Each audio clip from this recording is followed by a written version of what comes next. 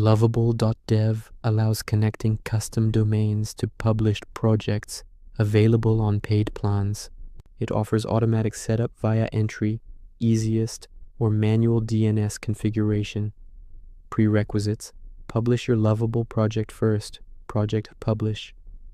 Own a domain from any registrar, for example, GoDaddy or Namecheap. Steps: in your Lovable project, go to Settings, Domains.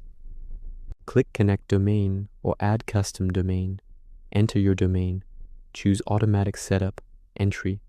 Follow prompts to log into your registrar, if supported, or add provided DNS records automatically. For manual setup, Lovable provides required records, typically CNAME for www pointing to Lovable's endpoint and alias for Apex. Add these records in your domain registrar's DNS settings. Back in Lovable, verify the connection. May take minutes to 48 hours for propagation. Once verified, set as primary. Lovable auto issues SSL HTTPS